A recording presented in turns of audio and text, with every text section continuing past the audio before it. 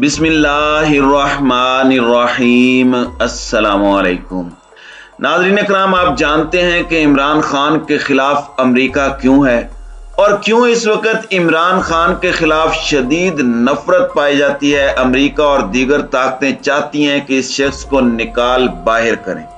आज देख लीजिए जो सबसे बड़ी डेवलपमेंट हुई है। अमेरिका इस वक्त पूरी तरह कांप रहा है। पहली मर्तबा उसको लग रहा है कि उसके सुपर पावर के दिन बिल्कुल खत्म हो गए हैं। एक वो वक्त था कि अमेरिका अगर दुनिया में किसी को इशारा कर देता था तो वही काम होता था। आज इमेजिन कर लें कि पाकिस्तान ने सऊदी अरब के साथ अपने ताल्लुकात तो बेहतर किए ही हैं, साथ ही हमने मोहम्मद बिन सलमान और चीनी सदर शी जिनपिंग के आपसी ताल्लुकात भी इतने बेहतर करवा दिए हैं कि अब वो एक दूसरे के करीब आ गए हैं। एक वक्त ये था कि 1.5-2 साल पहले सऊदी अरब और चाइना के ताल्लुकात बिल्कुल खराब थे, लेकिन जब मोहम्मद बिन सलमान को इस बात का एहसास हुआ कि अगर बीजिंग जाना है तो रास्ता इस्लामाबाद से होकर जाएगा और वो सिर्फ और सिर्फ रास्ता इमरान खान है, इसलिए उन्होंने पहले अपने ताल्लुकात पाकिस्तान से बेहतर किए, फिर पाकिस्तान ने उनके ताल्लुकात चाइना से बेहतर करवाए।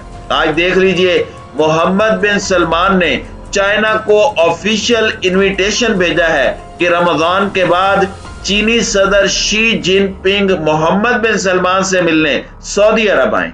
ये बहुत बड़ी डेवलपमेंट है और वो भी उस वक्त में कि जब बाइडन ने कॉल की। जो बाइडन ने पूरी कोशिश की कि किसी तरह बातचीत हो जाए मोहम्मद बिन सलमान से, मगर उन्होंने फोन नहीं उठाया।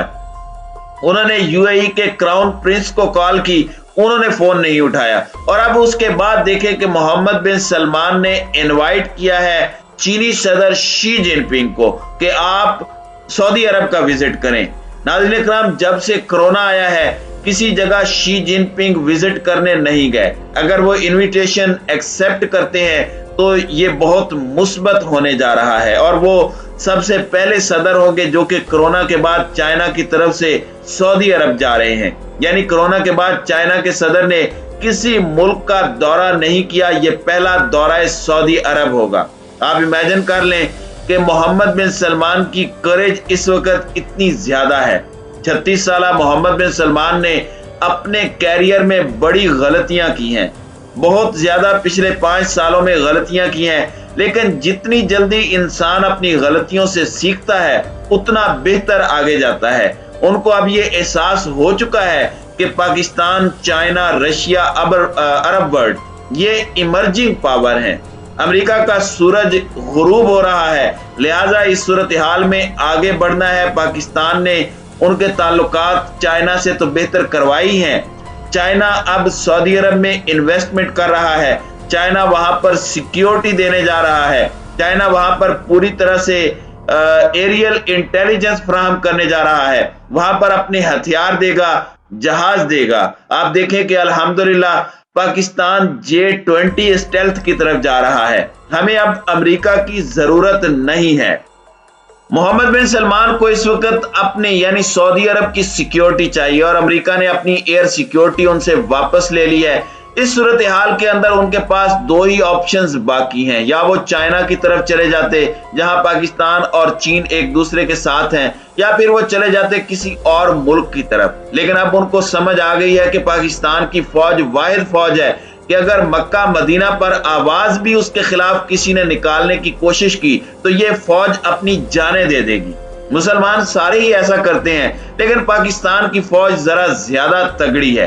अब ये देखें कि मोहम्मद बिन सलमान ने अपनी गलतियों से कैसे सीखा है कि पहले उन्होंने अमेरिका को इनकार किया कि हमने तेल किसी सूरत इसकी सप्लाई नहीं बढ़ानी, और आप देख लीजिए उसके बाद मोहम्मद बिन सलमान ने कहा कि हम रूस के साथ खड़े हैं, और फिर प्यूटन ने कॉल करके मोहम्मद बिन सलमान को शाबाश दी और कहा कि डटे रहो। अब उसके बाद शी जिनपिंग का दौरा।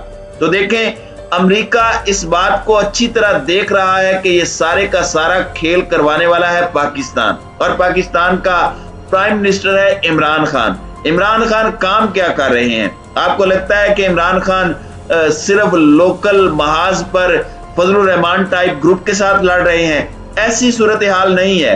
इमरान खान ने बैकडोर चैनल पर अपनी जड़ें इतनी मजबूत कर ली हैं कि आप सोच नहीं सकते।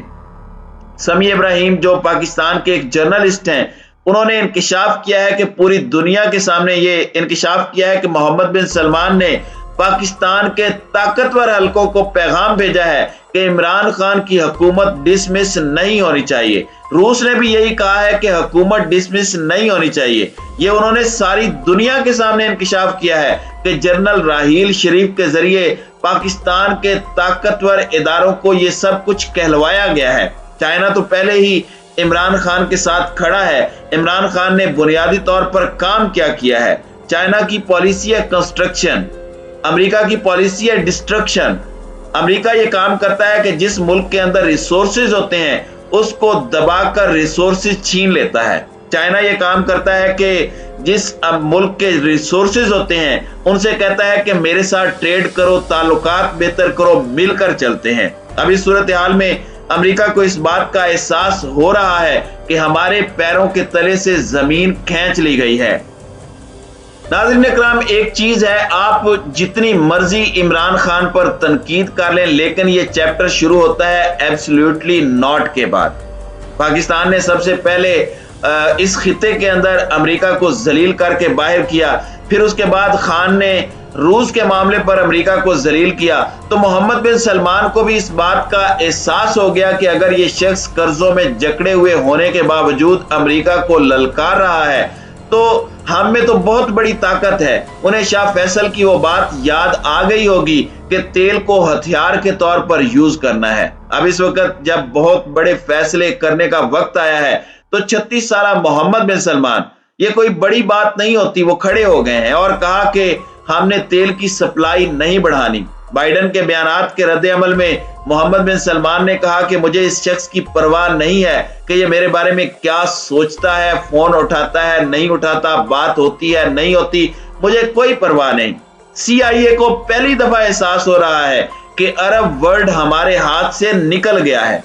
सऊदी अरब वर्ल्ड का किंग है, अगर हाथ से निकल गया तो समझ लें कि UAE भी जाएगा। लोग इतराज करते हैं कि इन्होंने इसराइल को तस्लीम कर लिया। इसराइल को तो तैयब उर्दगान यानी तुर्की ने भी तस्लीम किया है। अब इसराइली सदर भी तुर्की आए हैं। मोहम्मद बिन सलमान ये चाहते थे कि इमरान खान भी इसराइल को तस्लीम करें और फिर आगे बढ़ें, लेकिन अब उनको अंदाजा हो गया है कि हमें किसी मुल्क पर दबाव नहीं डालना और खुद पर दबाव भी नहीं लेना। इस चीज का उनको अंदाजा हो चुका है। उन्होंने इमरान खान से ताल्लुकात बेहतर किए। पाकिस्तान ने इस वक्त पूरी दुनिया के सामने अपनी एक पॉलिसी रखी है कि सब के साथ बेहतर ताल्लुकात रखो। तुर्क सदर रजब तैयब उर्दगान ने इसराइल के सदर को बुलाया, लेकिन हमारे उनके साथ ताल्लुकात अब भी अच्छे हैं। तो जो मुल्क अपने लेवल पर कुछ भी कर रहा है हम उसको रोक नहीं सकते। अब वो लेवल आ गया है दुनिया का जहां पर कोई मुल्क भी प्रेशर को बर्दाश्त नहीं करता। आप देख लें हमारी मईशत की क्या औकात है, लेकिन इमरान खान यूरोप को कहता है, क्या ही अल्फाज हैं, बेहतरीन। आप अंदाजा कीजिए, उन्होंने कहा कि क्या हम तुम्हारे कमीन हैं, फकीर हैं हम लोग के, तुम लोग हमें दबाव डालकर नीचा दिखाते हो। आपने कभी जिंदगी में किसी पाकिस्तानी लीडर के मुंह से ये अल्फाज नहीं सुने होंगे। एक लीडर जब खड़ा होता है तो पूरा खिता खड़ा हो जाता है। मोहम्मद बिन सलमान इस वक्त जो उनके आबाओ अजदाद ने गलतियां की, प्रेशर लिए, वो ये सब कुछ करने के मूड में नहीं है। उनको अंदाजा हो चुका है कि हमें अपना सोचना है और ये चीज इस वक्त पूरी दुनिया में आ गई है। हर मुल्क कहता है हमें अपना सोचना है। UAE ने अपना फायदा देखा तो उन्होंने पहले इसराइल और फिर चाइना से ताल्लुकात डिवेलप किए।